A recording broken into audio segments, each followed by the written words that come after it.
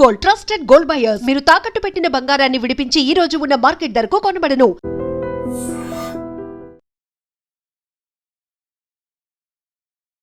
నమస్కారం, welcome to I dream. ధర్మ మార్గం విత్ విజిత కార్యక్రమానికి స్వాగతం.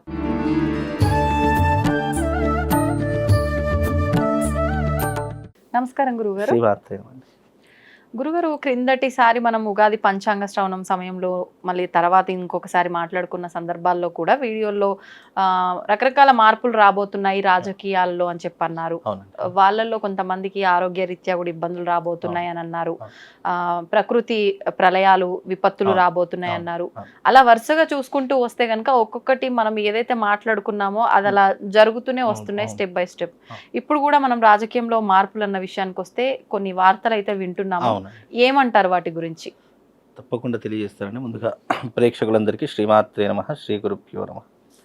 అయితే దీని యొక్క భవిష్యత్తు కాలం ఎలా ఉంటుంది అని అంటే కనుక, అకార్డింగ్ టు ఆస్ట్రాలజీ దీని యొక్క ప్రభావం షష్టగ్రహ కూటమి యొక్క ప్రభావము ప్లస్ ఈ సంవత్సరం ఉగాదికి వచ్చినటువంటి కొన్ని పరిస్థితుల కారణాల రీత్యా ఈ యొక్క ఫలితాలు అనేటటువంటి వెల్లడించడం జరిగింది. అప్పుడు ఏవైతే వెల్లడించడం జరిగింది, అప్పుడైతే ప్రిడిక్షన్స్ ఏ రకంగా చెప్పానో అదే రకంగా నేను ఆ రోజున చెప్పినటువంటి 4 ఈ సంఘటనలు ఇప్పుడు జరిగినటువంటి సంఘటనలు కనిపిస్తున్నాయి. యుద్ధ వాతావరణం మొదలవుతుంది అన్నాను, యుద్ధ వాతావరణం మొదలయ్యింది. రాష్ట్ర రాజకీయాలు పెను మార్పులు ప్రారంభమవుతున్నాయి అన్నాను. అదే రకంగా ఇప్పుడు ఎంపీ కవిత గారికి తర్వాత ఈ బీఆర్ఎస్ పార్టీ మధ్యలో చీలికలు అనేటువంటి ఏర్పడడం జరిగింది, ప్రారంభమయ్యింది. అలాగే మనకు రాబోయే రోజుల్లో ఒక కరోనా లాంటి మహమ్మారి రాబోతుంది అని అనుకున్నాను. అదే రకంగా ఇప్పుడు మనం ఈ సోషల్ మీడియాలో కానీ టీవీ దాంట్లో కానీ ఇప్పుడు ఆల్రెడీ 15,000 మందికి ఈ యొక్క మహమ్మారి సోకడం జరిగింది.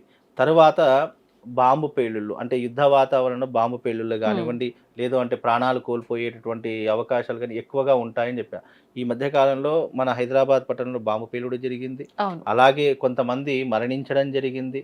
అలాగే కొన్ని ప్రదేశాల్లో భూకంపాలు, సునామీలు రావడం జరిగింది, బ్యాంకాక్ లాంటి ప్రదేశాల్లో. కాబట్టి ఇవన్నీ కూడా రాబోయే రోజులు జరుగుతాయని ఉగాది పంచాంగ శ్రవణం రోజే చెప్పాను. షష్టగ్రహ కూటమి రోజు కూడా ఇదే రకమైనటువంటి వ్యవహారాలు చెప్పాయి. ఈ షష్టగ్రహ కూటమి యొక్క ప్రభావం కూడా ఉగాది రోజునే ప్రారంభం అవడం అనేది చాలా కీలకమైనటువంటి అంశాల ద్వారా తెలుస్తాయి. అకార్డింగ్ టు ఆస్ట్రాలజీ ఇప్పుడు రాష్ట్ర రాజకీయ భవిష్యత్తు గురించి మాట్లాడుకుంటే దీని యొక్క పరిణామాలు చాలా తీవ్రంగా వెళ్ళేటటువంటి అవకాశాలు ఉన్నాయి. కవిత గారు మళ్ళీ కొత్త పార్టీని స్థాపించేటటువంటి సూచనలు కనిపిస్తున్నాయి. అదే రకంగా రాబోయే రోజుల్లో ఈ పార్టీ స్థాపించేటటువంటి కారణం చేత కవిత గారికి మంచి భవిష్యత్ అనేటటువంటిది కూడా ఏర్పడేటటువంటి సూచనలు కనిపిస్తూ ఉన్నాయి. చాలా మంది అంచనా ఏంటి అంటే కవిత గారు కనుక కొత్త పార్టీ పెడితే రాజకీయాల్లో రాణించలేదు అని చాలామంది వాదిస్తున్నారు. కానీ కవిత గారు కొత్త పార్టీ పెడితే గనక రాష్ట్ర రాజకీయ భవిష్యత్తు శాసించేటటువంటి విధంగా ఉంటుంది అని కూడా ఆమె జాతక ప్రకారంగా చెప్పవచ్చు. జాతక ప్రకారం తెలియకపోయినా, ఎందుకంటే అకార్డింగ్ టు ఆస్ట్రాలజీ వాళ్ళకు వికీపీడియాలో ఉన్నటువంటి డేట్ ఆఫ్ బర్త్ టైం వేరే రకంగా ఉంటుంది. కానీ దాన్ని బేస్ చేసుకొని కాకుండా ఆమె గనక కొత్త పార్టీ పెడితే ఇప్పుడున్నటువంటి దశలో తప్పకుండా రాష్ట్ర రాజకీయ భవిష్యత్తును శాసించేటటువంటి విధంగా ఉంటుంది, చక్రం తిప్పేటటువంటి విధంగా ఉంటుంది. పార్టీని బలోపేతం చేసేటటువంటి అవకాశాలు కూడా కవిత గారు ఏర్పరచుకునేటటువంటి వ్యూహాలు ఆల్రెడీ ప్రారంభమయ్యాయి.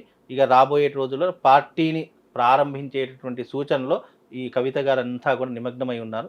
తప్పకుండా కేటీఆర్ గారికి ఆపోజిట్గా కవిత గారు పార్టీ పెట్టబోతున్నారు అనేటటువంటి సూచనలు మాత్రం చెప్పవచ్చు.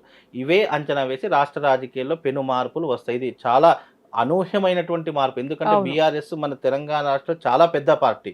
అలాంటి పార్టీని చీలిపోయి మళ్ళీ కొత్త పార్టీ అదే కుటుంబం నుంచి ఇంకా కొత్త పార్టీ రావడం అనేటటువంటిది అసలు అది అనూహ్యమైనటువంటి వాతావరణం మొదలుకుంది.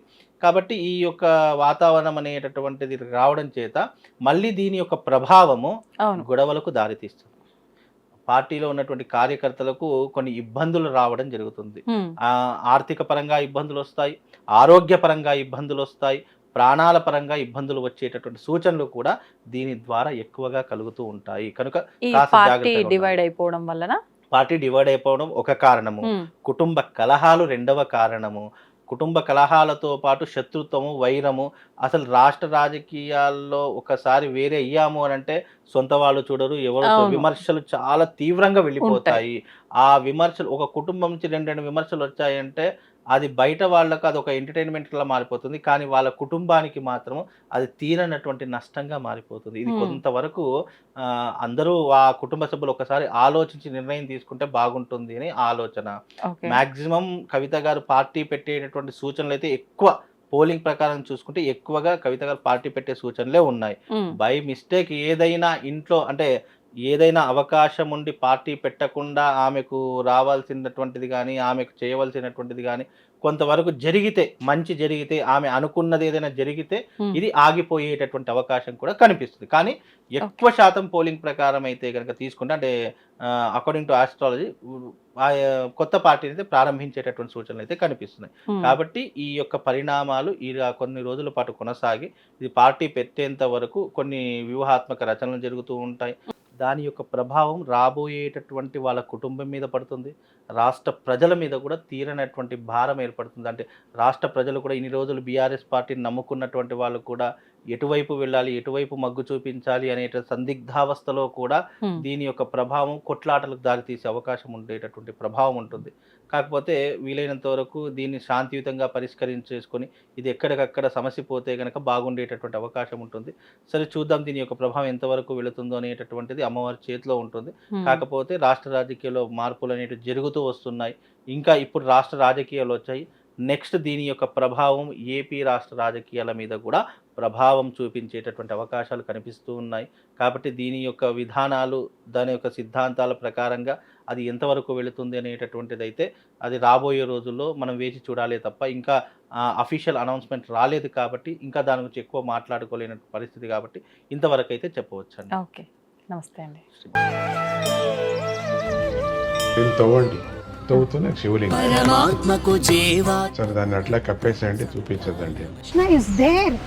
మూర్తి పూజ కాదు, సాక్షాత్ బ్రజేంద్ర నందన భగవాన్ ఉన్నారు మూర్తిలో. ఏమీ ఆశించకుండా ఆరాధించే వాళ్ళు కూడా ఉన్నారా ప్రభుజీ? నిజమైన భక్తి అంటే మనకు తెలియదు కాబట్టి